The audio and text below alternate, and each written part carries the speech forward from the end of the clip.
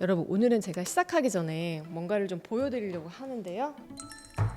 자, 여러분 보세요. 이거는 지금 방금 제가 자른 사과이고요. 근데 오늘 아침에 자른 거는 이렇게 보세요. 아주 거뭇거뭇 갈색 색소 성분들이 보입니다. 자, 우리 피부도요, 이와 똑같습니다.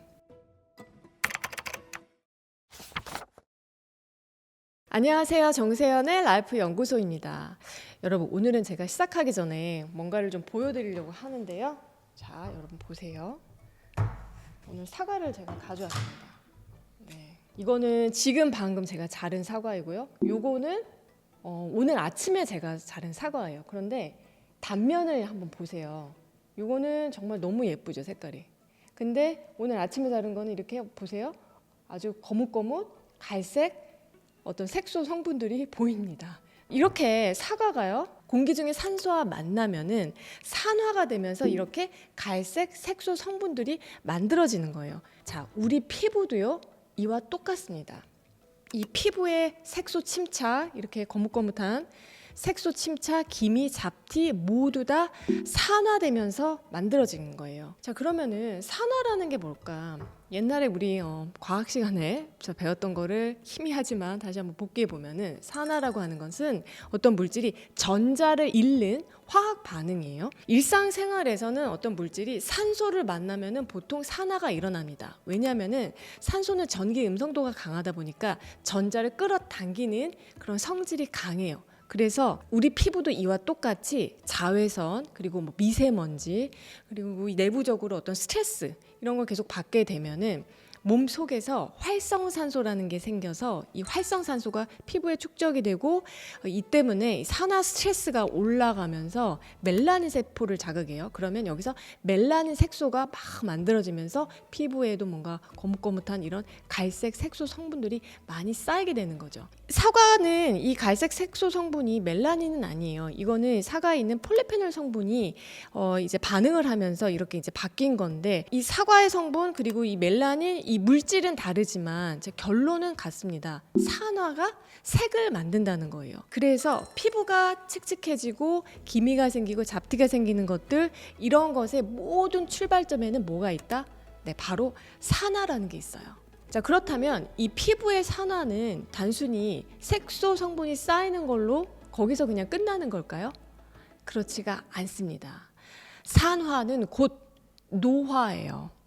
자, 이를 과학적으로는 우리가 자유 라디칼 반응이라고 하는데요.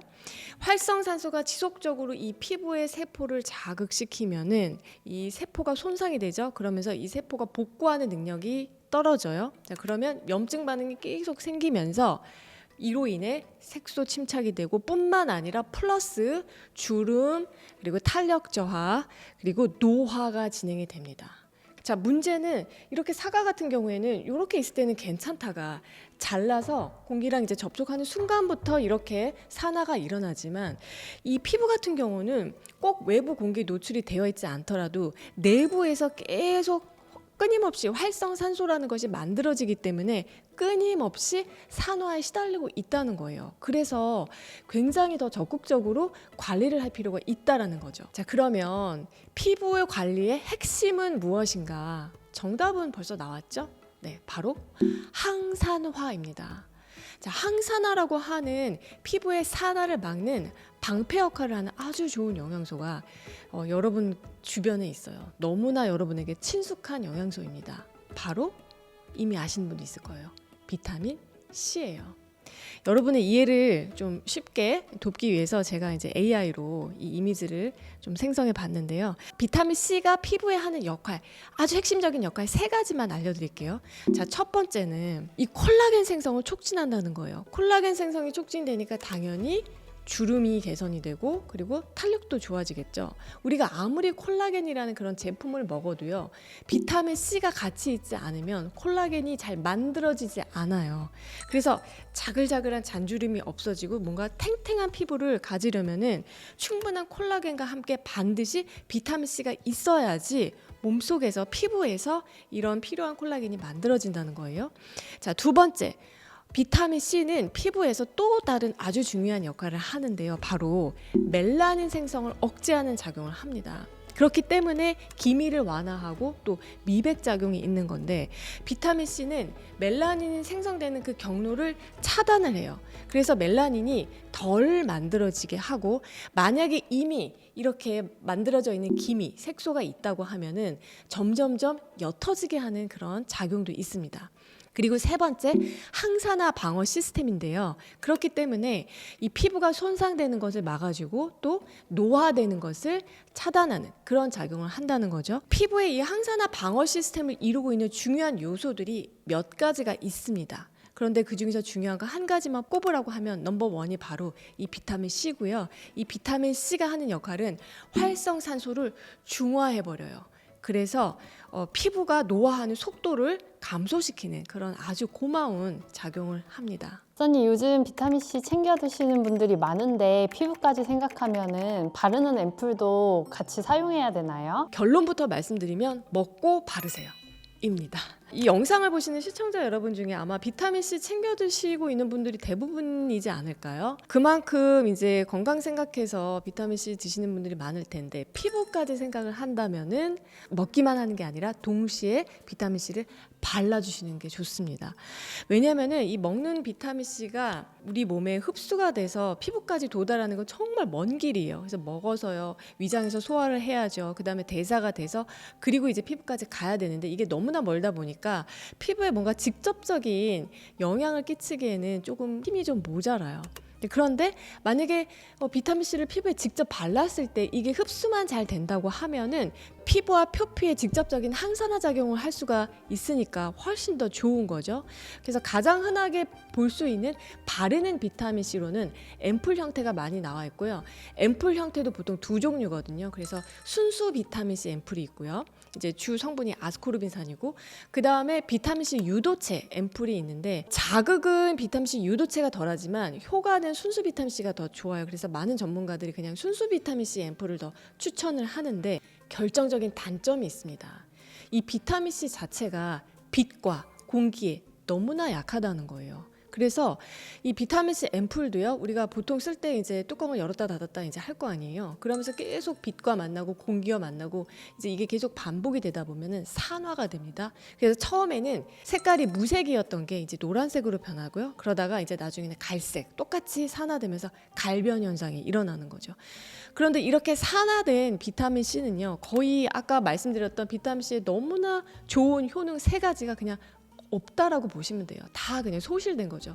뿐만 아니라 효능만 없으면 다행이지만, 갈변된 이 산화된 비타민C를 만약에 피부에 바를 경우에는 이게 오히려 피부에다 안 좋은 자극을 줄 수가 있기 때문에, 사실 굉장히 저는 뭐라고 생각을 하냐면 예민 보스 같은 거예요. 되게는 좋은 건 되게 알지만 굉장히 주의를 해야 되는 거죠. 자, 그래서 제품마다 좀 다르긴 하겠지만 보통 한 4주 정도 지나면 이렇게 산화가 많이 진행되기 때문에 효과가 거의 그냥 없다라고 보시면 될 것 같아서, 저는 개인적으로 비타민C 앰플을 그렇게 권하거나 쓰고 있지 않아요. 그래서 많이 궁금해하실 것 같아서 제가 이제 쓰고 있는 바르는 비타민C를 알려드리면 바로 요건데요. 딱 봐도 앰플이 아니죠. 액상 형태가 아니고 가루 형태입니다. 비타민C 파우더예요. 비타민C는요, 건조가 되면은요, 산화가 거의 일어나지 않습니다. 그래서 결론적으로는 비타민C 좋은 효능이 유지되는 그 기간이 훨씬 더 긴 거죠. 박사님, 그럼 비타민C를 바르는 노하우가 있나요? 네, 있습니다. 첫 번째는요, 만약에 하루에 한 번만 바른다라고 한다면 저는 아침에 바르라고 말씀을 드려요. 왜냐하면은 밤에 잠을 자는 동안에 보다는 낮 동안에 우리가 스트레스도 많이 받고 뭐 햇빛이며 뭐 먼지며 피지도 막 올라오고 그러다 보니까 피부가 더 쉽게 산화되기 쉬운 조건이 됩니다. 그래서 아침에 바르는 게 좋은데, 만약에 때를 놓쳤다 그러면은 그냥 저녁에라도 발라주는 것이 좋겠죠. 자, 두 번째는 그냥 바로 이 비타민C를 피부에 바르는 것이 아니고요. 이 비타민C가 흡수가 잘 되기 위한 조건이 있어요. 이 피부 표면이요, 약산성 대략 한 pH 3.5 정도 되는 그런 환경이어야 흡수가 더 잘 되기 때문에, 가장 좋은 방법은 이제 세안을 하고 난 다음에 약산성 토너를 한번 싹 발라주는 거예요. 여러분 아마 가지고 계시는 대부분의 스킨이나 토너 같은 게 약산성일 건데, 한번 발라주고 나면은 굉장히 비타민C가 흡수되기 좋은 환경이 한번 싹 만들어지겠죠. 네, 그리고 이제 세 번째 비타민C를 바를 때는 저는 파우더 제품을 소개를 해드렸잖아요. 파우더도 물하고 만나면 녹거든요. 그래서 이 파우더를 저 같은 경우는 이제 약산성 에센스에 개어서 녹여서 바르는데, 자, 포인트는 녹자마자 즉시 바르라는 거예요. 왜냐하면 이 건조된 비타민C 파우더도요, 녹는 즉시 즉각적으로 산화가 진행이 됩니다. 그래서 가장 신선한 상태에서 바르는 게 효과도 좋기 때문에 녹으면 그냥 바로 발라라 라는 거고요. 그 다음에 네 번째는 이 비타민C 효과가 또 오래 지속이 되려면 피부의 보습 정도가 굉장히 중요해요. 그래서 보습크림을 한 번 더 발라주시는 것이 좋은데, 보습크림을 바를 때 그냥 바르지 말고요. 제가 지난번 영상에서 왜 살이 자꾸 트고 각질 생기고 뭐 갈라지고 속살이 뭐 거칠거칠해지고 이럴 때 비타민 E로 피부 식히하세요. 이렇게 조금 팁을 드렸었잖아요. 그래서 크림에 비타민 E 캡슐을 같이 섞어가지고 이제 보습 크림을 발라주시면 너무나 효과가 더 증대가 되고요. 그리고 이제 마지막에 반드시 선크림으로 마무리를 해주시는 거예요. 그럼 비타민C를 바를 때 주의사항이 있나요? 오늘 주제가 이제 비타민C로 피부 식히하는 법도 지금 알려드리는 건데, 이제 이렇게 말씀을 드렸더니, 아, 그러면 뭐 집에서 지금 드시고 있는 그 비타민C 여러분 그거 있잖아요. 그거를 막 빻아서 가루 내가지고 피부에 바르면 어떠냐고 또 물어보시는 분들도 있거든요. 절대 안 됩니다. 왜냐하면은 비타민 C는요, 아스코르빈 산이거든요. 그러니까 산이에요, 산. 그래서 굉장히 피부에 자극이 심할 수가 있고, 이거를 먹는 비타민 C를 그냥 피부에 바로 발라버리면은 막 따갑고 뻘개지고 염증이 생길 수가 있기 때문에 절대 직접 도포는 안 돼요.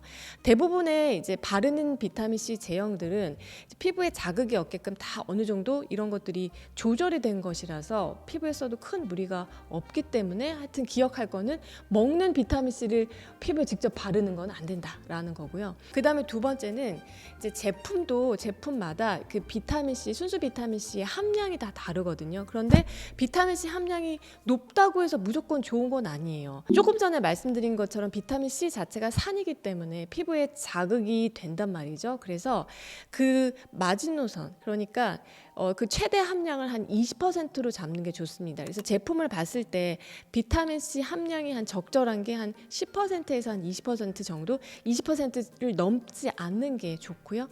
그 다음에 세 번째는 아무나 하면 다 좋아요? 그런 건 아니고요.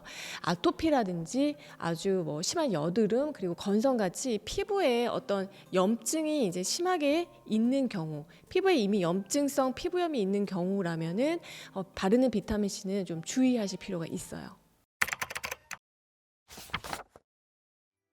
오늘은 비타민 C에 대해서 얘기를 해봤는데요. 피부가 칙칙해지고 잡티가 생기고 이런 상황이 되면 아, 이거 그냥 나이 들어서 그런 거겠지 하고 넘기기 쉽잖아요. 그런데 사실은 이런 피부의 잡티, 색소 침착, 또 노화 같은 경우는 몸속에서 생기는 활성산소 때문에 피부가 산화되면서 나타나는 반응이기 때문에 관리가 굉장히 중요하다라는 말씀을 드렸습니다. 그래서 가장 도움이 되는 것 중에 하나로 비타민 C를 소개해 드렸는데, 비타민 C를 단순히 먹기만 하는 것이 아니라 피부까지 생각한다고 하면은 같이 바르는 루틴까지 챙기는 게 좋겠다라는 말씀을 드렸고요. 다만 바르는 비타민 C는 가장 신선한 상태가 가장 효과가 좋기 때문에 어떤 제품을 사용하시는 것이 좋다, 그리고 주의점까지 같이 말씀을 드렸어요. 정세현의 라이프 연구소 우리 가족 여러분들, 오늘도 내 몸 잘 돌보고 그 중에서도 특히 피부까지 잘 챙기고 돌보는 하루가 되시길 바라면서요. 여러분 오늘도 식사하세요.